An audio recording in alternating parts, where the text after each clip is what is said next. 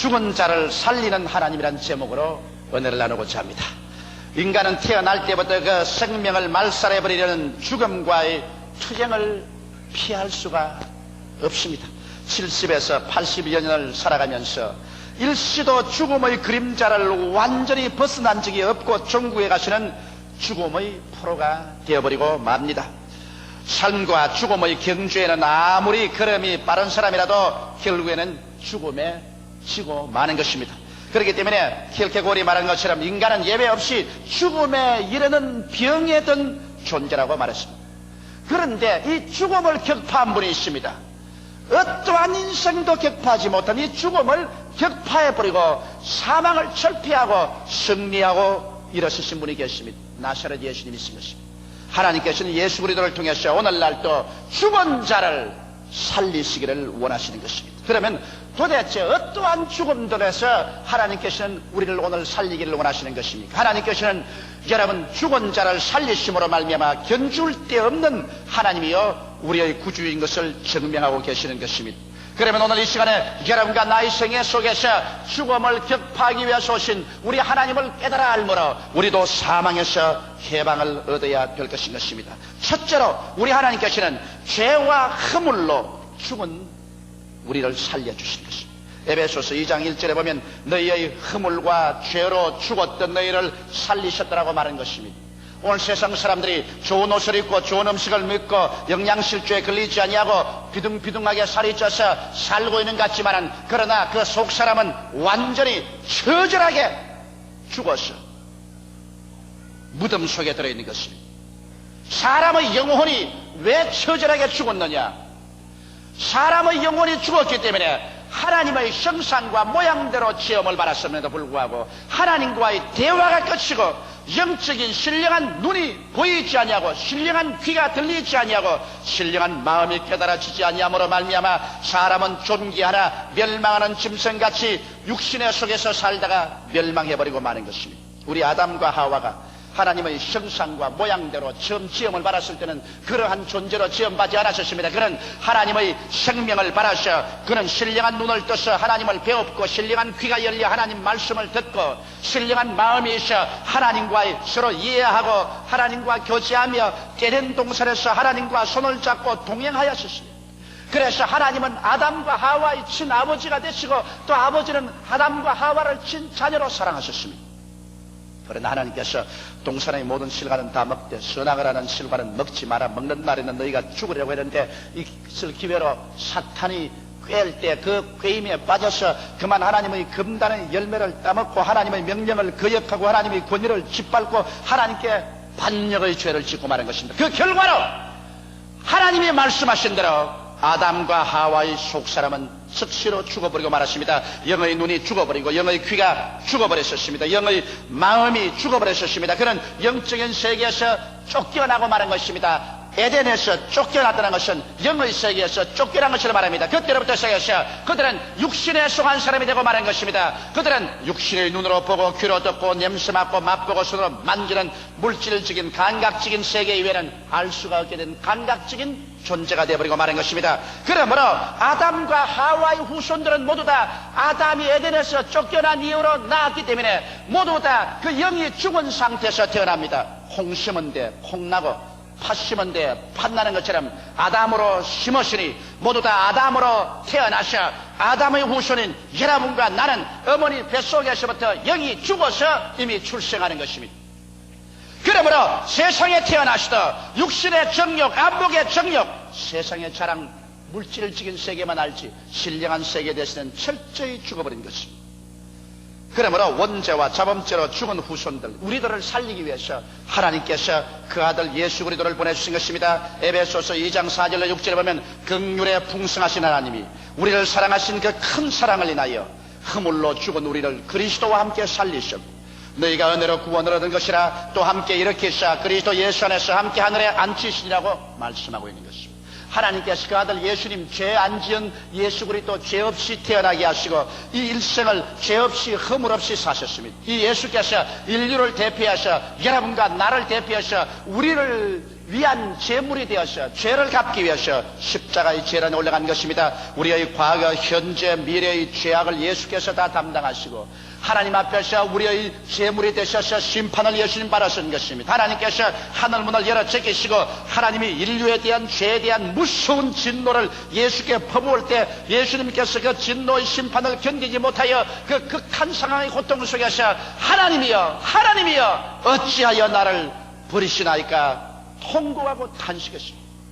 처절한 고통과 죽음에서 우리의 죄를 청산하고 사흘낮 사흘밤을 땅속에서 지난 후에 주님 부활하셔서 승천하심으로 죄악과 사망의 세력을 주님께서 격파한 것입니다. 이러므로 하나님이 세상을 이처럼 사랑하사 독생자를 주셨으니 누구든지 저를 믿으면 멸망하지 않고 영생을 얻으리라. 이 영생이란 바로 오늘날 하나님의 생명을 말하는 것입니다. 이제는 남녀노유 빈부 귀천할 것 없이 동시양인을 막론하고 죄를 지었음에도 불구하고 못났음에도 불구하고 버림을 받아야 마땅함에도 불구하고 예수 그리스도 앞에 나와서 그리스도를 구주로 모시면 영생이 들어오게 되는 것입니다. 하나님의 생명을 받아 하나님의 자녀가 되고 용서를 받고 의롭다함을 입어 죄를 안 지은 상태로 인정해주고 하나님 앞에 부끄럼 없이 설 수 있는 자격을 얻고 하나님의 성령이 우리 속에 와서 우리의 영을 살려놓으심으로 말미암아 눈을 떠서 볼 수 있게 되고 귀를 열어 영음을 들을 수 있게 되고 마음속에 하나님의 신령한 세계를 깨닫게 됩니다. 이러므로 예수를 믿지 않은 사람이 우리를 볼 때는 도무지 우리가 도란 사람같이 보입니다. 도저히 육에 속한 사람은 알 수 없는 새로운 세계를 하나 발견하고 삽니다. 육에 속한 사람은 땅에 속하여 감각적인 것만 알지만은 이제 영에 속한 사람은 새로운 세계를 발견했습니다. 사람이 떡으로만 살 것이 아니요 하나님 입으로 나오는 모든 말씀으로 살 것이라고 말씀으로 살며 또 하나님 믿는 사람은 나의 의는 믿음으로 말미암아 살리라고 한 것처럼 보는 것으로 행하지 않고 믿음으로 행하고 있는 것입니다. 오늘 우리들은 이제 잃어버린 아버지를 발견해서 우리 속 사람이 하나님을 바라보고 하나님을 아버지라 부릅니다. 그리고 아버지 앞에 기도하고 찬미하며 우리의 무거운 짐을 내어 맡깁니다. 아버지는 예수 그리스도로 말미암아 우리 가운데 믿음, 소망, 사랑을 넣어주시는 것입니다. 기쁨을 넣어주고 평화를 넣어줍니다. 의로운 삶을 넣어줍니다. 내일에 대한 위대한 영적인 소망을 주시는 것입니다. 그래서 눈에는 아무 증거 안 보이고 귀에는 아무 소리 안 들리고 손에는 아무 잡히는 없지만은 우리는 저 눈에 보이고 귀에 들리고 손에 잡히는 건너편 영의 신령한 세계를 소유하게 된 것입니다. 예수 믿는 사람은 두 가지 세계 속에 삽니다. 육의 세계 속에 살면서 또한 건너편 영의 신령한 세계 속에서 살게 되는 것입니다. 새로운 세계를 얻어서 육신의 장막집이 무너져도 겁나지 않습니다. 전쟁과 전쟁 소문을 들어도 겁나지 않습니다. 땅이 흔들리며 깨어지고 우리의 환경이 우리에게 다 빼앗겨 나가더라도 우리는 두려워하지 않습니다. 왜냐하면 우리는 이제 흔들릴 수 없는 세계를 얻었습니다.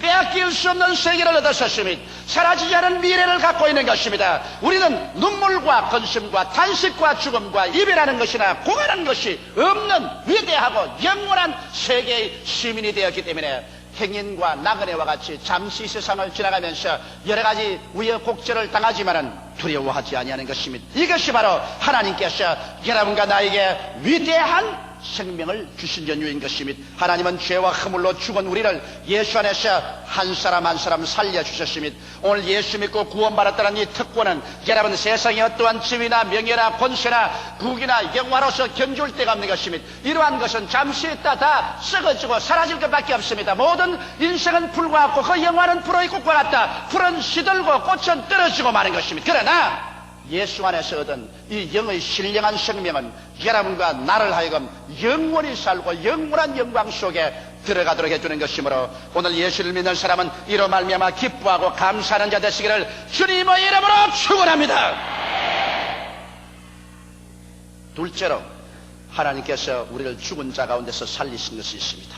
우리가 예수 믿고 하나님 품에 안겼음에도 불구하고 우리 인간은 인본주의적 아집을 가지고 하도 오래 살았기 때문에 이 인간 아집을 죽이지 아니하면 안 됩니다.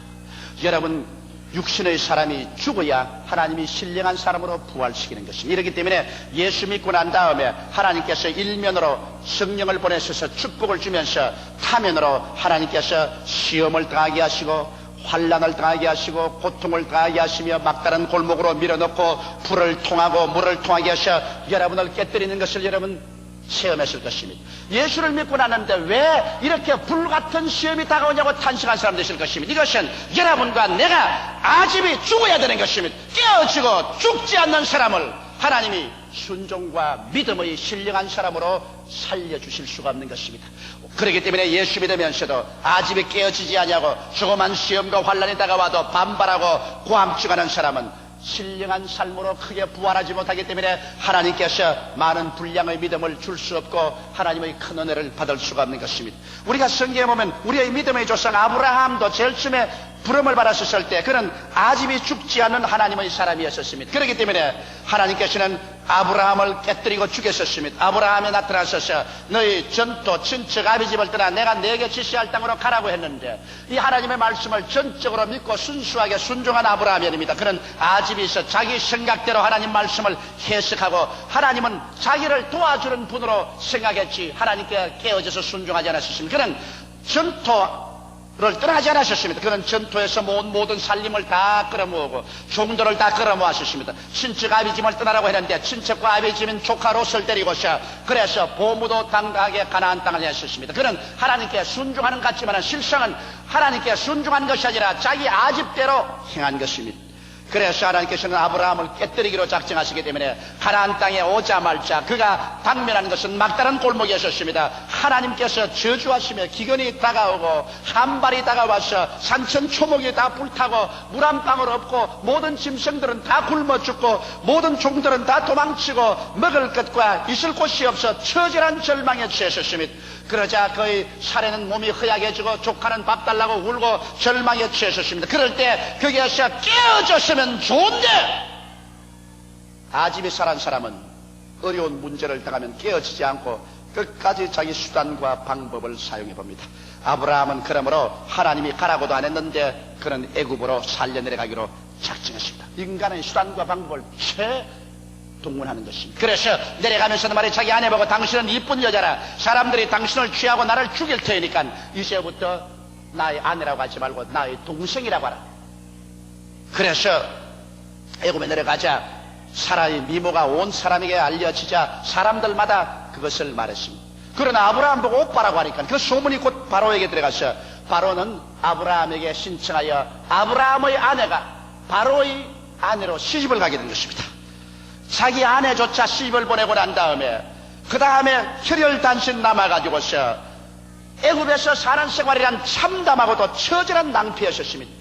가나안에서 당한 낭패, 애굽에서 당한 수치와 모욕, 이러한 것이 아브라함을 하여금 자기 자신의 수단과 방법이 깨어지게 했던 것입니다. 자기의 수단도 방법도 인간의 자랑도 다 깨어지고 그제서 아브라함은 회개하고 흥하든지 망하든지 성하든지 쇠하든지 살든지 죽든지 주의 뜻대로만 하시옵소서. 아브라함의 그 아집이 애굽에서 완전히 죽어 장성이 되자마자 하나님께서는 신령한 아브라함, 하나님께 순종하고 믿는 아브라함으로 살려 일으킨 것입니다. 그러자 하나님께서 그 신령한 아브라함을 통해서 역사하셔서 다시 자기 아내를 찾고 가나안 땅에 들어와서 그래서 하나님 가나안을 축복으로 주었습니다. 아브라함이 얼마나 깨어졌던지 나중에 100세 낳은 아들 눈 속에 넣어도 아프지 않을 그 아들을 하나님께서 잡아다가 모리아산에서 번제로 제물을 드리라고 할 때 그는 추호도 인간의 수단과 방법을 쓰지 않고 추호도 질문도 하지 않냐고 그대로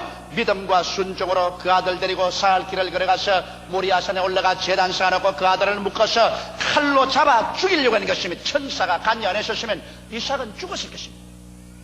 아브라함은 완전히 자아가 깨어지고 그리고 그 안에서 믿음과 순종의 사람으로 하나님이 살려내신 것입니다. 이와 같이 자아를 깨뜨리고 살려내는 데는 상당한 세월이 걸립니다. 아브라함에게는 25년이 걸렸고 야곱은 무려 20년이 걸려도 안 깨어졌기 때문에 야복 나루토에서 형이 400인의 군대를 가지고서 죽이려고 뒤에는 외아저씨가 죽이려고 기다리고 그는 샌드위치가 되어서 올 때 갈 데 없는 그 처지에서 환도뼈가 어그러져서 달아나지도 못하자 자기의 수단과 방법이 다 깨어지고 그는 하나님께 항복하고 이스라엘이 되고 하나님께서 그를 축복해 주신 것입니다. 요셉같이 신령하고 훌륭한 아들이라도 그가 깨어지는 데는 13년 긴 세월을 종살이와 감옥살이에서 바싹 깨어지고 신령한 사람을 하나님이 살려 부활한 것이요 모세같이 위대한 지도자도 그가 자가 죽는데 무려 40년이 걸려서 미디안 광야에 눈물을 흘리고 탄식하고 통곡하며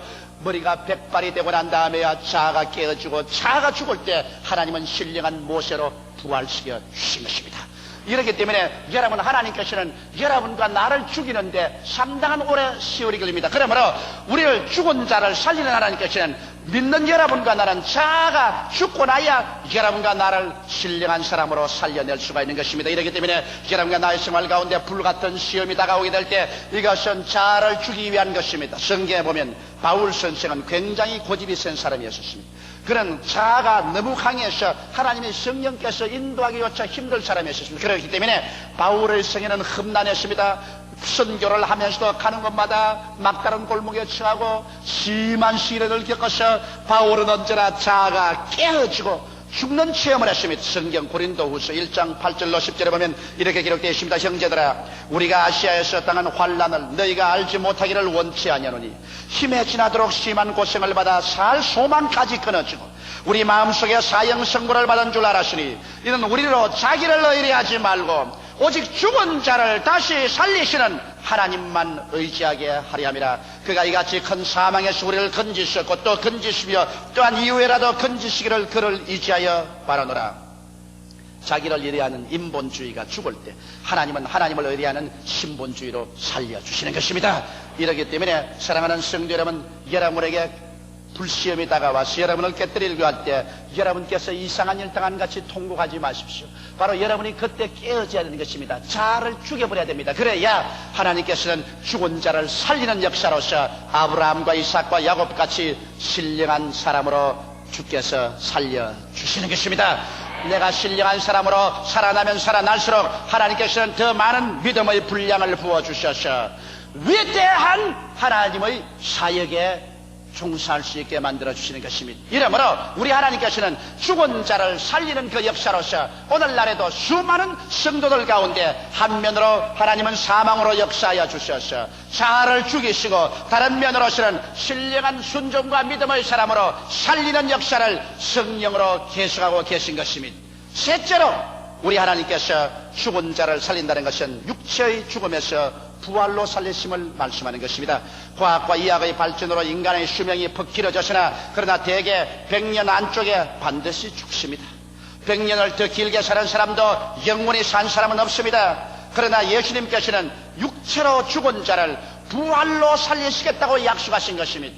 오늘날 어느 종교에도 사람이 죽고 난 다음 부활로 살리겠다는 약속은 기독교밖에 없습니다. 그리고 또 어느 위대한 지도자라도 자기 스스로 구원자라고 하더라도 죽었다가 살아난 사람은 예수밖에 없는 것입니다. 예수님께서는 스스로 죽은 자 가운데서 부활하심으로 우리 모든 인생들을 부활시키겠다는 증거를 보여주신 것입니다. 성경 말씀 보면 고린도전서 15장 12절로 19절에 그리스도께서 죽은 자 가운데서 다시 살아나셨다 전파되었거늘 너희 중에 어떤 이들은 어찌하여 죽은 자 가운데서 부활이 없다 하느냐. 만일 죽은 자의 부활이 없으면 그리스도도 다시 살지 못하였으리라.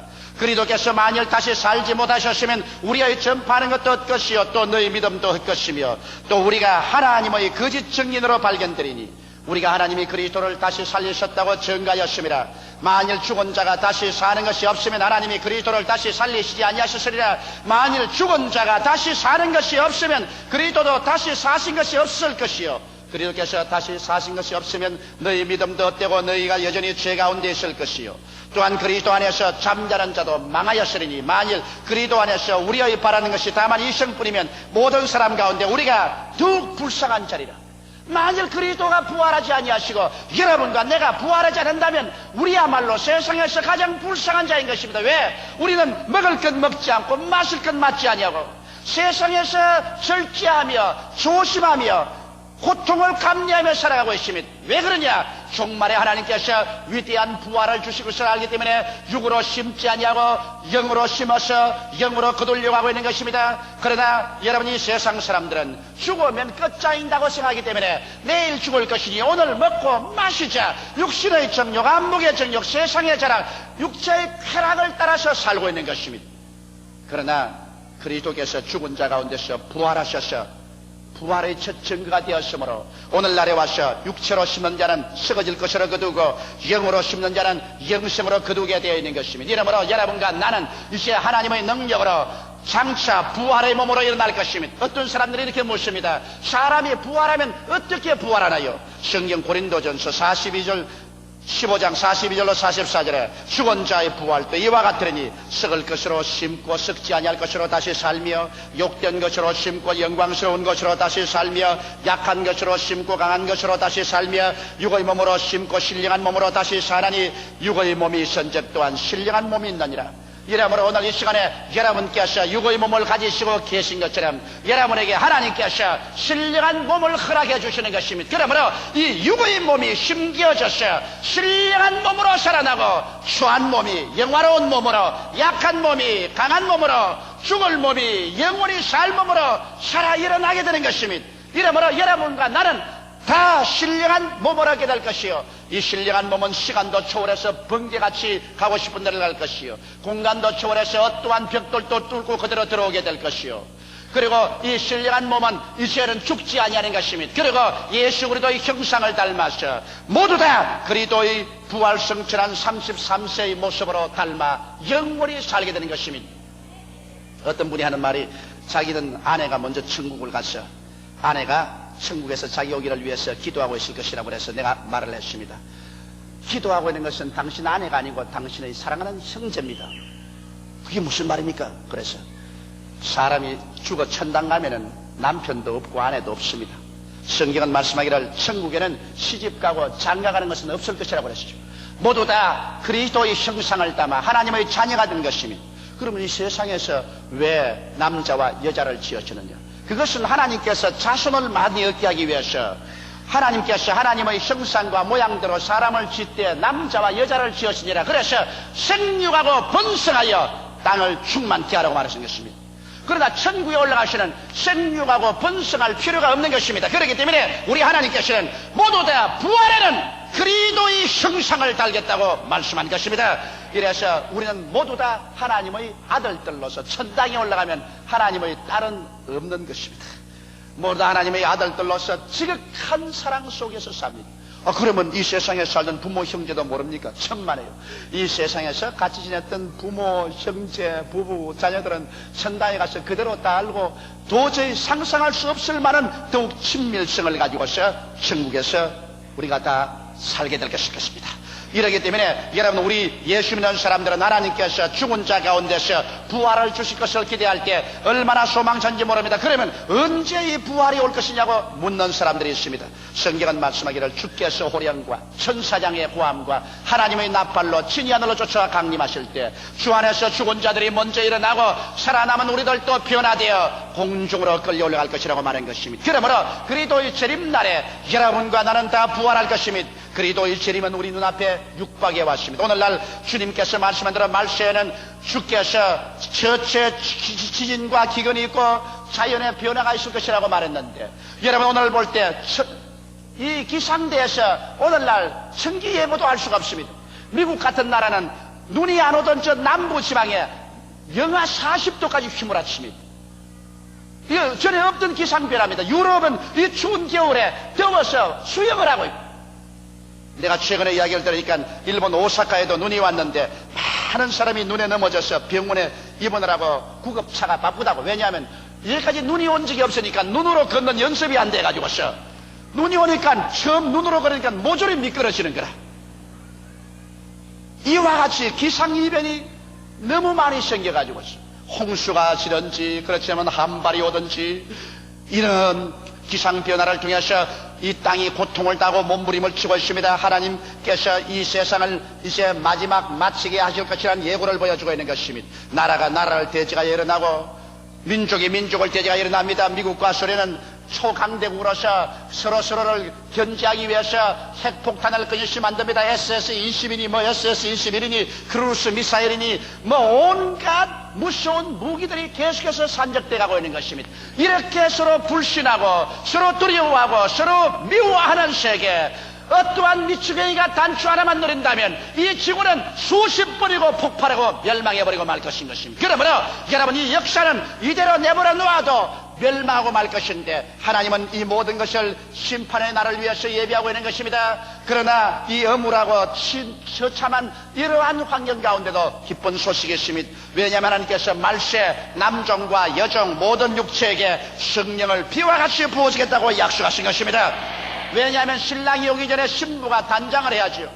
신랑이 오는데 신부가 단장을 안 하면 어떻게 합니까? 이러므로 하나님의 교회 그리스도의 신부들을 단장하기 위해서 말세에는 성령을 보내셔서 잠에서 깨어나며 회개하고 신령한 은혜 속에 들어가게 하는 거대한 부흥의 운동이 일어나게 되는 것입니다. 이러므로 오늘날 세속화 운동이 온 세계를 꽉 들어참과 동시에 성령 운동도 일어나서 1900년부터 성령이 비와 같이 부어짐으로 가톨릭이나 신교나 할 것 없이 주를 찾는 사람들마다 성령으로 충만하게 역사하고 있는 것입니다. 이러므로 우리는 최후의 부흥의 시기에 도달한 것입니다. 오늘 이 한 세대 동안에 하나님께서는 온 세계에 걸쳐서 전에 보지 못한 가장 위대한 성령의 부흥이 일어나게 할 것입니다. 그리고 이번에는 교회를 중심으로 부흥이 일어나서 교회마다 사람들이 입주 여지가 없이 꽉 들어찰 것입니다. 왜? 교회가 그리스도의 몸된 것이요 바로 그리스도의 신부이기 때문에 하나님께서는 교회를 부흥시키고 교회를 단장시켰어요. 그래서 주님께서 일시에 보좌에서 일어나서 이제 세상이 종말이 났다고 외치게 되실 것입니다. 그날에는 두 사람이 맷돌을 가다가 한 사람은 들려 올라가고 한 사람은 남을 것이요, 두 사람이 밭을 갈다가 한 사람은 올라가고 한 사람 남을 것이요, 두 사람이 잠을 자다가 한 사람은 들려 올라가고 한 사람 남을 것입니다. 이것은 왜냐? 지구가 둥글다는 것을 의미합니다. 영국에서 맷돌 갈면, 유대나라에서는 아침밥 지어 먹을 때 맷돌 갈아서 지어 먹습니다. 영국에서 아침에 맷돌 갈면 미국에서는 잠을 자면 한국에서는 대낮에 밭에 가서 일을 합니다. 그러므로 벌써 예수님 당시에 지구가 둥글다는 것을 말하고 있는 것입니다. 전 세계에서 일시에 주의 부르심을 받아서 우리는 부활해서 올라갈 것입니다. 세상아 잘 있거라 나는 가노라. 7년 환난 일기 전에 나는 가노라. 세상의 시달림도 이제 끝나고 할렐루야 이 하루를 기다렸도다. 그래서 우리는 눈물과 근심과 탄식을 띄어 제껴놓고 우리는 새하늘을 갑니다. 여러분, 이 세상은 너무 병들고 너무 낡고 너무 깨어지고 너무 처참하게 되기 때문에 어떠한 사람이 와도 이 세상을 수선할 수 없습니다. 어떠한 정치가나 군사 전문가나 사업가가 와도 이 남마와 같이 된 이 세상을 다시 수선할 수 없습니다. 이 세상은 불타기 위해서 예배되어 있는 것입니다. 성경은 말하기를 하늘이 큰 소리로 떠나가고 땅이 열렬한 불에 녹아지려니와 우리는 의의 거하는 새 하늘과 새 땅을 보는도다라고 말하고 있는 것입니다. 그곳에는 눈물이 없습니다. 근심이 없습니다. 탄식이 없습니다. 죽음이 없습니다. 이별하는 것이 없습니다. 구하는 것이 없습니다. 여러분과 내가 그리스도와 함께 영원 무궁토록 살게 될 것입니다. 이러므로 우리는 행인과 나그네와 같이 이 땅을 지나갑니다. 여러 가지 우여곡절을 겪으면서 풍파와 시련을 겪으면서 가지만 두려워하지 않습니다. 왜냐하면 우리는 이 땅에 영원히 거할 처소가 없고 우리의 영원한 도성이 하늘에 있기 때문인 것입니다. 이 땅에 사는 동안 열심히 주를 섬기고 있는 힘을 다하여 그리스도의 복음을 전가하다가 주님 오라 하시는 그날에 그리스도 앞에 가서 우리는 영원히 또 영원히 매일같이 새로워지는 즐거움 속에서 주와 함께 살게 될 것입니다. 이것이 바로 우리 하나님께서 여러분과 나에게 주는 생명인 것입니다. 죽은 자를 살리신 우리 하나님께서 오늘 이 시간에도 예수 그리스도를 통해서 여러분의 심령을 살리고 여러분을 신령한 사람으로 살리고 여러분의 육체를 부활로서 영원히 살리기 위해서 이 시간에 두 손을 내밀고 여러분을 초청하고 있습니다. 수고하고 무거운 짐진 자여 다 내게로 오라. 내가 너희를 편히 쉬게 하리라고 말씀하고 있는 것입니다. 우리 주체하지 말고 이 예수 그리스도에게 뛰어나가서 우리의 현재와 미래와 영원한 삶을 내어 맡기는 여러분이 되시기를 주의 이름으로 축원합니다. 다 같이 고개 숙여 기도드리겠습니다. 사랑이 많으시고 거룩하신 아버지, 우리에게 이렇게 소망찬 하나님을 주신 것을 감사합니다. 우리는 다 죄짓고 불의하고 추악한 늑마 같은 인생들인데 어찌하다가 웬 말로 하나님의 부르심을 받았는지 말로 형용할 수가 없습니다. 하나님은 죽은 자를 살리신다고 했는데 이미 예수 그리스도로 말미암아 우리 속사람 살려주셨고 예수로 말미암아 우리의 신령한 사람을 살려주셨고 이제 장차 육체의 부활을 우리는 기다리고 있사옵나이다. 하나님 아버지, 우리는 날이 갈수록 소망차고 세월이 갈수록 기쁨이 넘칩니다. 우리 아버지 하나님이시여 우리에게 절망은 없고 매일매일 더 밝고 맑고 환한 소망이 기다리고 있사오니 감사합니다. 아버지 산부 예배 출석한 후 이 성도들 이미 믿는 자들은 더 부활의 생명에 참여하게 도와주시옵시고 믿지 않는 자는 오늘 이 시간에 날에게 주 안에 들어오게 도와주시옵소서. 예수님 이름 받들어 기도하옵나이다. 아멘.